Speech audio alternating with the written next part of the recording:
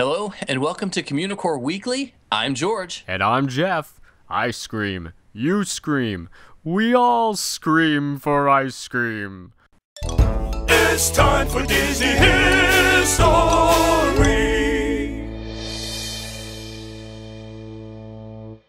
On a hot summer's day, there's nothing quite like having an ice cream. Well, for most people. Actually, ice cream really makes my stomach hurt, so I'd much rather have something else. But for those of you who do enjoy ice cream, and Disney, there's no better place than the Gibson Girl Ice Cream Parlor at Disneyland. When Disneyland first opened in 1955, this location was known as the Puffin Bakery, and I can't imagine baking puffins. In 1960, the location closed for a month and reopened as the Sun-Kissed Citrus House, where fruit juices and sandwiches were offered. In 1990, the Sun-Kissed sponsorship ended and it became the Blue Ribbon Bakery. In 1997, the Carnation Ice Cream Parlor was reorganized into Carnation Cafe, and the Blue Ribbon Bakery was moved into what had been the indoor portion of that restaurant. And the Gibson Girl Ice Cream Parlor opened at that time, and I really should have drawn a map. It's very, very confusing. Oh well. So, the Gibson Girl Ice Cream Parlor is a tribute to Charles Dana Gibson, an American graphic artist noticed for his creation of the Gibson Girl, which is an iconic representation of the beautiful and independent American woman at the turn of the 20th century.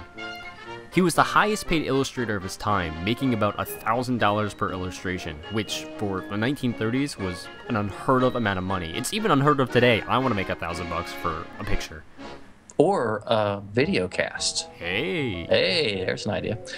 Though the Gibson Girl Ice Cream Parlor isn't all that old, it still has a pretty interesting history, and one that fits in nicely with the rest of Main Street USA theming. It was designed to look like the corner store that young men and women would meet up to share a soda pop or a milkshake. the place is absolutely filled with Americana theming. The checkerboard floor pattern is very typical for the turn-of-the-century soda fountain style. The chairs that are used there are known as sweetheart chairs and are made of a very special wire bending machine that twists the back of each chair individually. Each chair features a wrought iron open work back with a heart-shaped design and a round padded seat. They're also typically found in the old-fashioned ice cream parlors and soda shops. The Gibson Girl is also home to a gorgeous glass elephant. This elephant was made for Disneyland Paris and was given to Disneyland as a gift. She was originally on display in the Penny Arcade throughout the 1990s before she made her home at the Gibson Girl. And depending on who you ask, her name is either Lucy because she is made out of lucite, or Penny because of her Penny Arcade connection. There was also a rumor that she was named Penny because she was filled with U.S. pennies while living at Disneyland Paris. However, that doesn't seem to be the case.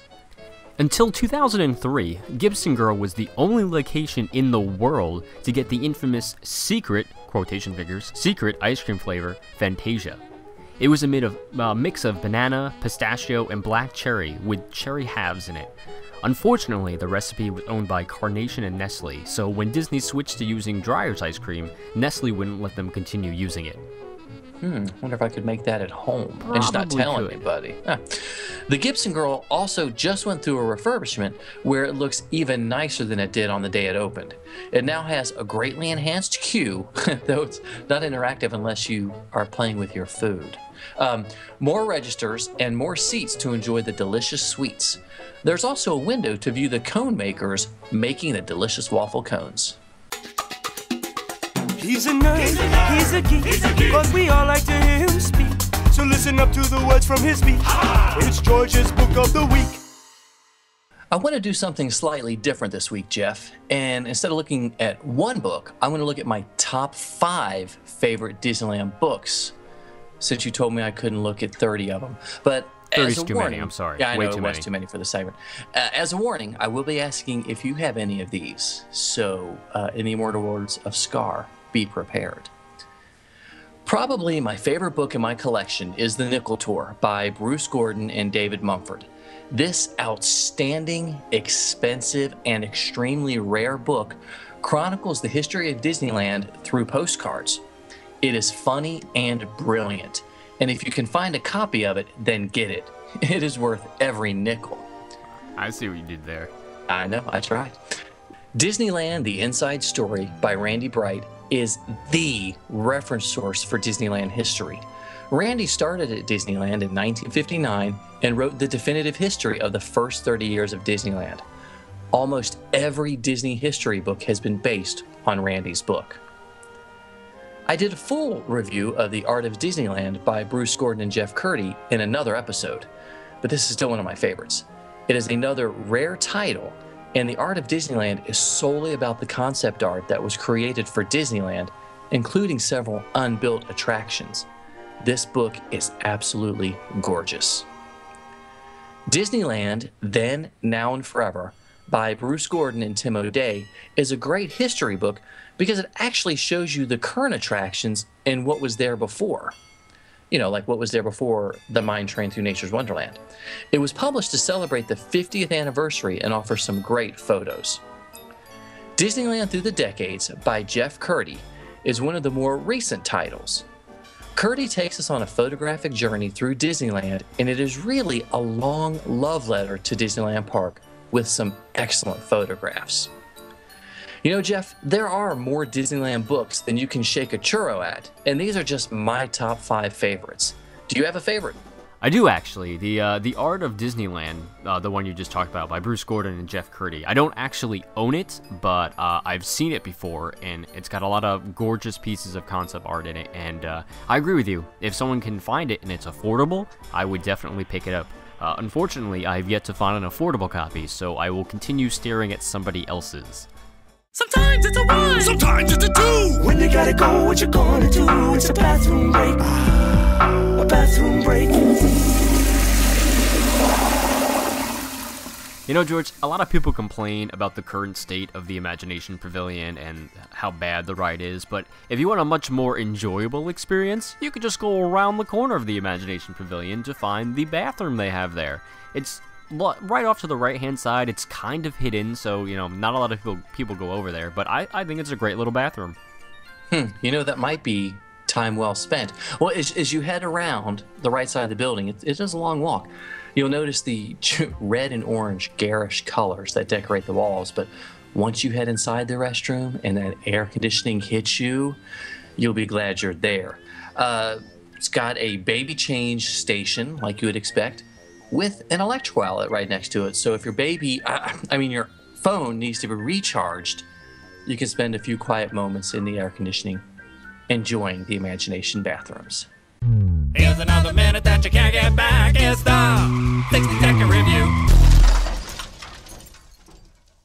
This is going to take more than 60 seconds for this review. Do you think we should play the theme song twice? We might. Okay. Well, this review is all about the Avengers. The movie has everything that a superhero fan wants. Great action scenes, funny dialogue, fantastic characters that you love, and wonderful dialogue. It was so good I had to mention it twice. Joss Whedon was the perfect person to helm this film, and it shows. I took my 8-year-old, 13-year-old, my wife, and my dad, and everyone loved it. Everyone walked away just ecstatic about the film. It is PG-13, and you'll have to make the decision about your own kids and whether the film is appropriate. There is violence, but it wasn't any worse than you see on most late afternoon cartoon shows.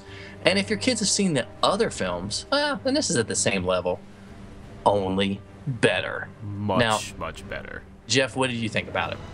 To be honest with you, I'm still amazed that this movie even got made to begin with. It was a big tentpole superhero movie, but with like a gazillion superheroes all rolled into one. I mean, they built off the existing movie structure that they had for all the other films, but I think what a lot of people will enjoy is that even if you don't see the other films beforehand, you'd still appreciate this one. I mean, sure, you'd understand the characters more, you'd have more of an emotional connection with them, but you don't need to see all the other films to enjoy this film, and it shows.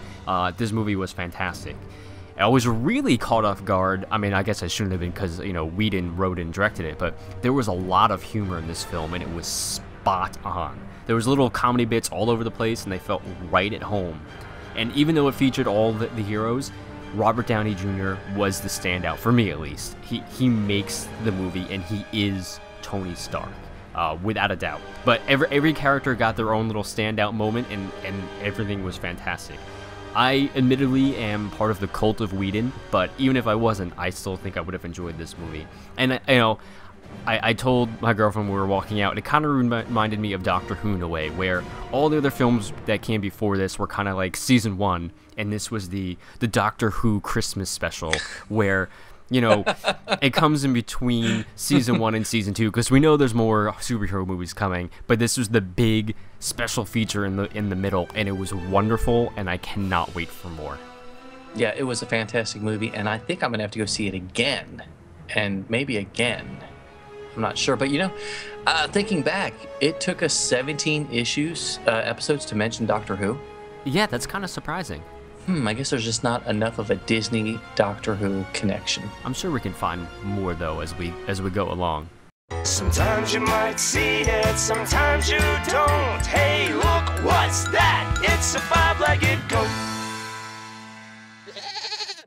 Back in the late 1960s, they started using fiberglass to replace a lot of stuff at Disneyland. It helped cut down on time and money spent on repairs. A good example of this are the petrified wooden posts in Frontierland by the Shooting Gallery. The original wooden posts were donated to Walt back in the 1950s by a gentleman in Montana who collected them. After he visited Disneyland, he knew he found a good home for them, so he gave them to Walt. Walt liked them so much that he had them put into the park. Wood rots, so after about 20 years, these posts started to deteriorate. Rolly Crump, who was the art director for the parks at the time, took out the posts to make molds out of them. From those molds, they made fiberglass replicas. They look and feel exactly like the real pieces of petrified wood, and those fiberglass replicas are still in the park today. I wonder what else they made fiberglass replicas of. Walt Disney? Oh, might be. We'll have to check. Thanks so much for watching and listening. Be sure to leave us a comment or rate us on iTunes. Email us at communicoreweekly@gmail.com. Like us on Facebook at facebook.com/Communicore Weekly. And follow both of us on Twitter. I'm at Imaginerding and he's at Jeff Heimbuck. I'm George. And I'm Jeff. And we're from MiceChat. Thanks so much for watching. We'll see you next time on Communicore Weekly.